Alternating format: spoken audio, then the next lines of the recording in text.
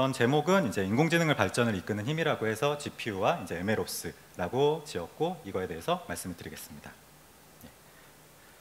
우선 이제 AI가 이제 발전하면서 사실 GPU라는 얘기를 많이 들어보실 텐데 GPU는 사실 뭐 일반적으로 알고 있기로 그래픽 카드, 그래픽 프로세싱 유닛이라고 해서 단순히 정말 예전에는 정말 저희가 컴퓨터에서 나오는 것을 화면에 보여주기 위한 기술, 그건 카드였을 땐 카드에 불과했습니다. 근데 최근에는 이제 AI가 계속 발전을 하면서 AI 연산 핵심 칩은 GPU다. 그래서 AI 가속기로 추론하고 이미지 만드는 그런 것들이 계속 나오고 있고, 실제로 이제 메타 같은 경우에도 GPU 10만 개 클러스터를 구축해서 라마 포올련을 투입한다. 또한 엔비디아 최신 AI 칩인 블랙엘 같은 경우는 1년치가 이제 나오기도 전에 완판돼서 살 수도 없는 이런 상황을 만드는 이런 식으로 GPU가 AI를 만드는데 핵심이다라는 것들이 이제 중론화되고 있습니다.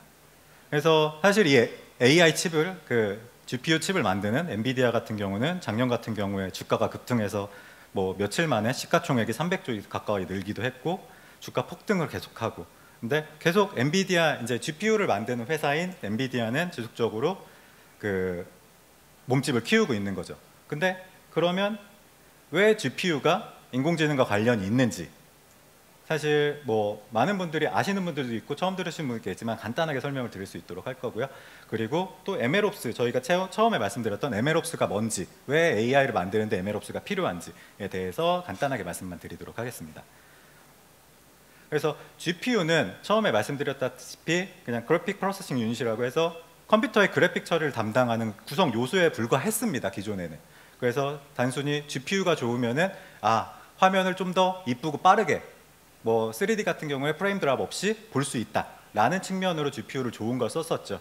근데 최근에는 이제 GPU가 병렬 연산에 특화된 연산 장치라는 그 핵심 요소 때문에 AI에 최적화된 칩이다 라고 얘기가 되고 있습니다. 그래서 CPU랑 GPU의 차이를 말씀을 드리면, CPU 같은 경우는 소수의 강력한 코어를 보유해서 복잡하고 직렬화된 작업 수행에 특화되어 있습니다. 그래서 한 개의 코어가 한 개의 프로그램을 가동하는 데 특화되어 있는 거고요. 반대로 GPU는 약하지만 다수의 코어를 보유해서 단순하고 병렬화된 작업을 수행하는 데 특화되어 있습니다. 예를 들어 한 개의 코어가 한 개의 픽셀을 출력해줘서 전체 화면을 구성하는 데 그림을 그리게 되는 거죠. 그래서 CPU랑 GPU를 같이 이용했을 때 어떤 식으로 이제 좀 좋은 점이 있는지를 간략하게 이제 애니메이션을 만든 건데요. 우선 CPU 같은 경우는 건물 설계를 시작을 합니다. 그래서 설계도가 완성이 되면 이걸 CPU만으로 만들려고 하면은 하나의 작업을 하고, 뭐 예를 들어 벽돌을 하나 올리고 또 하나 올리고 하나 올리고 그 옆에 거는 작업을 못하고 한 줄을 다 올린 다음에 그 옆에 것들을 또 올려야 되고, 이런 식으로 패러럴하게 아니라 직렬로 작업을 할 수밖에 없게 돼서 설계를 제대로 했지만은 CPU로 혼자 하려니까 10년은 걸릴 것 같다, 이렇게 되는 게 문제가 되고요. 그래서 이걸 GPU로 했더니 GPU는 아까 말씀드렸듯이 각 앞서 보셨듯이 이 코어 하나가 간단하게 단순한 작업들을 할 수 있기 때문에, 아까 말씀드리신 벽돌을 쌓는 것도 GPU는 하나씩 쌓지만 한 로우를 계속 같이 쌓을 수 있게 되는 거죠. 그렇기 때문에 CPU와 GPU가 함께해서 10년이 걸릴 것 같은 거를 수백 배 더 빠르게 건물을 완성할 수 있다, 이렇게 봐주시면 좋을 것 같습니다. 그래서 GPU는 말씀드린 대로 AI 모델 학습 추론을 하기 위해서 GPU 가속화 기술이 사실 이제는 필수인 거고요. 그래서 CPU 대비 월등한 성능을 보이는 GPU 활용이 필수입니다. 왜 AI에서는 이렇게 됐냐라고 보면은, 아까 이제 뭐 여믹준 CTO님께서도 말씀하셨지만 대량의 데이터를 병렬로 연산을 수행하는 게 AI를 만드는 데 핵심인데요. 그 핵심을 결국 병렬 연산이라는 거고, 이 병렬 연산을 CPU가 아닌 GPU로 이용해서 훨씬 더 빠르게 더 이제 AI 학습도 하고 추론을 할 수 있다라고 보시면 좋을 것 같습니다. 뭐 이거는 간단한 이제 지금 말씀드린 거를 좀 더 되게 쉽게 수학적으로 표현을 한 건데요. 행렬과 벡터 연산을 할 때 이 위에 ABCD 뭐 이런 행렬과 XYZW라는 벡터를 연산을 하려고 하면 결국 곱하기가 16번이 필요하게 됩니다. 근데 이거를 CPU로 하면은 시리얼하게 AX하고 BY를 곱하고 CZ를 곱하고 DW가 하나씩 순서대로 이행이 돼야 되는데요. GPU를 사용하면은 이 모든 연산을 16개 코어 이상이 있다면 16개 GPU 코어가 각각의 곱셈을 한 번에 해서 통 하고 결과가 나올 수 있게 해주는 거죠. 이렇게 GPU를 사용하는 게 이제 AI를 만드는 데 핵심인데, 왜 사실 지금 엔비디아 말고 뭐 예전부터 컴퓨터를 써오신 분들이라면 엔비디아, 뭐 AMD, 뭐 인텔도 GPU를 만들고 있죠. 왜 엔비디아만 계속 거론이 되고 AMD나 인텔은 거론이 안 되는가에 대해서 말씀을 드리면, 사실 벤치마크 성능을 보면은 AMD나 엔비디아나 그래픽카드의 성능은 비슷합니다. 오히려 AMD가 더 나기도 합니다. 그 중에서 보시면 이게 이제 좀 안 보이긴 하지만 가장 높은 처리 속도를 보이는 게 AMD들이고요. 그 GPU에 달린 VRAM도 최근에는 이제 엔비디아보다 AMD가 더 많이 넣는 그런 것들을 하고 있습니다. 하지만 왜 GPU를 그 AI 쪽에서 사용하는 데는 엔비디아만 쓰느냐라는 거는, 엔비디아가 처음에 이제 AI 쪽에 그 가속기 쪽으로 만들면서 쿠다라는 어떤 플랫폼을 같이 오픈을 했고, 그 쿠다가 어떻게 보면 AI 만드는데 메인스트림이 됨으로써 AI 이제 개발자들이 최근에 많이 쓰는 텐서플로우나 파이토치 뭐 이런 언어들이, 이런 프레임워크들이 다 쿠다 기반으로 만들어졌기 때문에 엔비디아가 거의 메인 플레이어로서 사업을 진행하게 됩니다. 그래서 데이터 센터에서도 엔비디아가 거의 대부분을 사용한다고 알 수 있고요. 최근 이제 연도가 지나가면서 인텔은 이제 데이터 센터 마켓에서 사이즈가 엄청나게 줄어들고 있으면서, 뭐 AMD는 그냥 거기서 거기면서 엔비디아는 지속적으로 치고 들어와서 데이터 센터 내에서도 엔비디아 GPU를 활용해서 센터를 구성한다라고 보실 수 있겠습니다. 그래서 이렇게 GPU가 중요하고, 근데 이런 GPU만 가지고 사실 만들 수는 없겠죠. 그래서 MLOps에 대해서 간단하게 말씀을 드리도록 하겠습니다. 이제 사실 AI를 만들 때 두 가지 분야에서 좀 사람들이 생각을 합니다. 첫 번째는 모델 중심으로 해서 더 고성능의 모델을 개발하고 혹은 더 많은 모델을 만들어야 된다라는 사람들이 있고요. 혹은 사실 데이터를 중심으로 해서 모델은 뭐 오픈소스로 많이 나오는 게 있기 때문에 이런 모델을 잘 활용해서 데이터를 중심으로 해서 모델을 활용할 수 있도록 만드는 축이 존재합니다. 그래서 이 두 가지가 사실 따로 가면 안 되고 같이 가야 됩니다. 그래서 만약에 데이터 중심의 AI 산업을 해보고 싶은데 라고 사람이 생각을 했으면 여러 가지 생각을 해야겠죠. 데이터 수집은 어떻게 해야 되고, 품질 관리도 해야 되고, 전처리도 해야 되고, 모델은 뭘 써야 되지, 학습은 어떻게 하고, 배포랑 운영은 어떻게 하지, 오만 잡가지 생각이 많습니다. 만들려면. 근데 이거를 이제 MLOps라는 개념으로 어떻게 보면 하나의 플랫폼 혹은 소프트웨어로 통합한 게 MLOps의 개념이라고 보시면 되겠습니다. 그래서 MLOps 내에서는 실제 머신러닝 코드는 아주 극히 일부에 불과합니다. 이 ML 코드를 가지고 전체 생태계를 만드는 게 가장 중요한 게 MLOps라고 보시면 되고요. 그래서 뭐 컨피그레이션부터 데이터에 관련된 거, 그리고 실제 학습을 하고 하는 부분, 그리고 서빙을 어떻게 할 거고 모니터링을 할 건지까지 모든 거를 다 통합하는 게 MLOps라고 보시면 되겠습니다.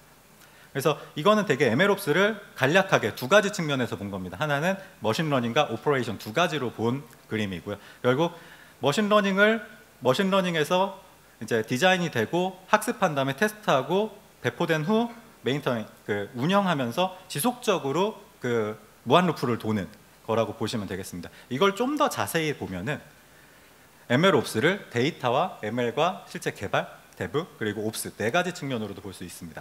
그래서 데이터 측면에서 시작을 한 걸로 보면은 데이터를 수집하고 어떤 데이터를 써야 될지 큐레이터를 하고, 그러고 이제 데이터를 실제 학습을 위해서 변환하고, 그 변환된 데이터를 밸리데이션해서 실제 학습을 할 수 있는 데이터를 만들어 놨으면 ML에서는 이 데이터를 분석하고 실제 학습을 하고 이밸류에이션을 하게 됩니다. 그렇게 된 걸 가지고 ML이 나왔으면 사실 이 ML 모델을 그대로 쓸 수 없기 때문에 ML 모델을 사용할 수 있도록 하는 개발이 필요합니다. 그런 개발을 이제 코드 레벨에서 개발을 하고 실제 이제 빌드를 하고 테스트를 수행한 다음에 릴리즈를 통해서 운영 파트로 넘어가게 되고요.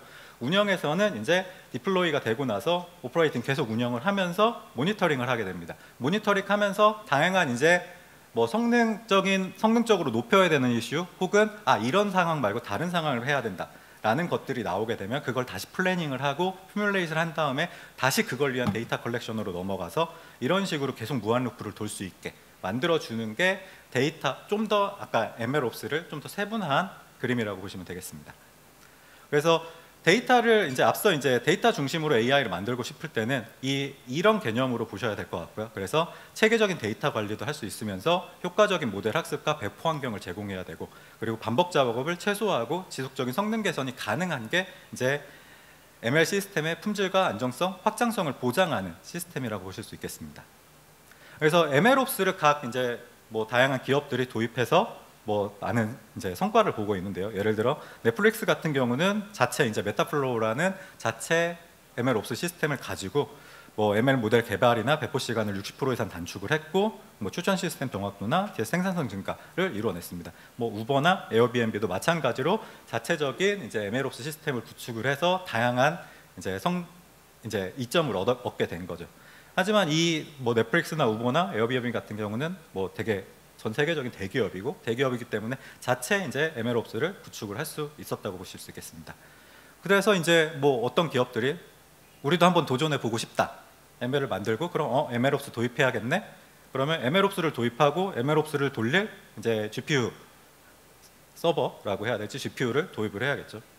근데 실제로 뭐 해보신 분들은 아실 거고 아시겠지만 엔비디아의 GPU 자체가 지금은 어떻게 보면 거의 넘사벽급으로 비싸졌고 사실 구하기도 어려운 상황입니다. 그래서 예를 들어 블랙엘 가장 최신 GPU인 블랙엘 GPU 같은 경우는 한 장당 7만 달러고요.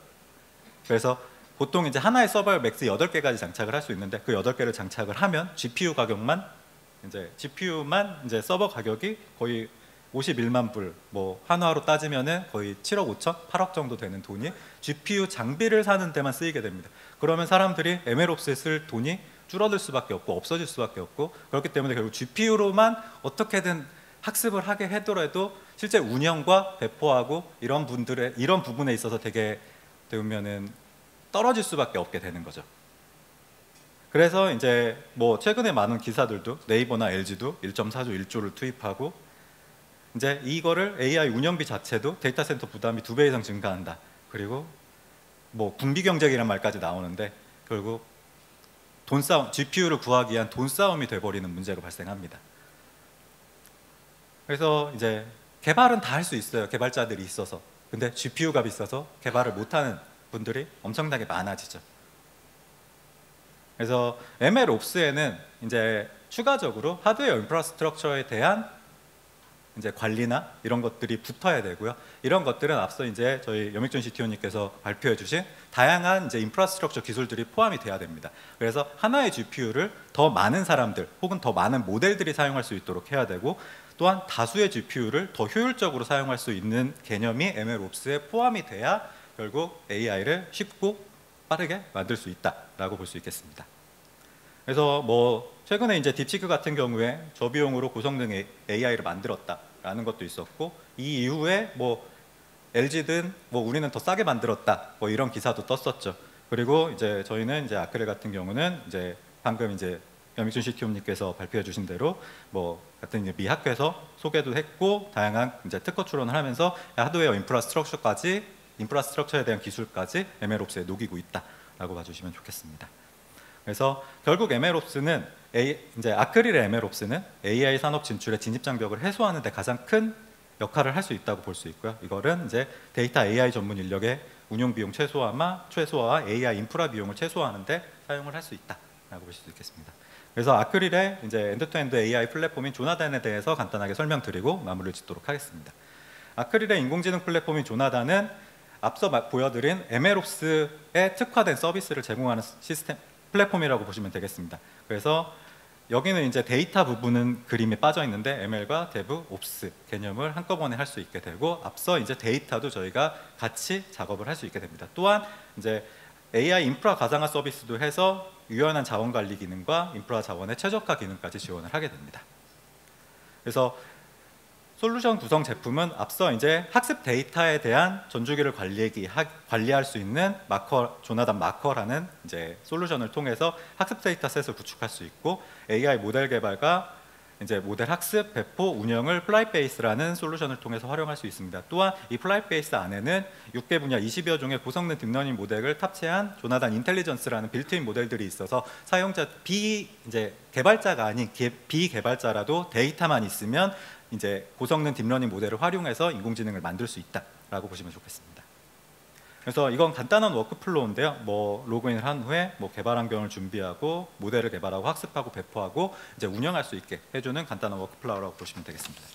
다음으로 조금 더 최근에 이제 LLM이 나오고 LLM에 대해서 이제 LLM에 대한 옵스 구성은 약간 ML옵스와는 다르기 때문에 LLM에 좀 특화된 LLM 옵스 솔루션도 이제 아크릴은 이제 만들었다고 보시면 되겠습니다. 그래서 LLM 옵스의 이제 시작은 파운데이션 모델을 준비해야 되는데 뭐 다양한 파운데이션 모델이 이제 LLM 옵스에 들어가 있으면서도 아크릴 같은 경우는 이제 리더보드 1위한 한국 산업특화 LLM인 조나단 아름을 탑재하고 있다고 보실 수 있습니다. 또한 내부에서 파인튜닝을 할 수 있는 파인튜닝과 뭐 렉 시스템 구축, 프롬프트 엔지니어링을 플라이 베이스에서 진행을 할 수 있고요. 이런 부분들에 있어서 모델 베이스와 이제 ALM 서비스 베이스라고 해서 다양한 고품질의 질의응답 서비스를 구축할 수도 있고 파인튜닝을 위해서 최신 핏기법에 LLM 최적화하는 방식을 자동으로 사용할 수 있게 해주는 서비스들을 제공하고 있습니다.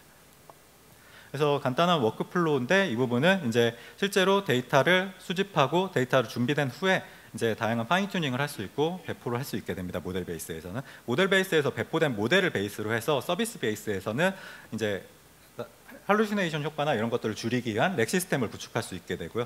뭐 벡터DB나 이제 뭐 랭체인 이런 것들을 사용해서 렉 시스템을 구축해서 프롬프트 엔지니어링도 마찬가지로 서비스 베이스에서 하게 되고 이 두 가지를 통해서 질의응답 서비스를 쉽게 출시할 수 있도록 솔루션을 구축해 놓았다라고 말씀을 드릴 수 있겠습니다.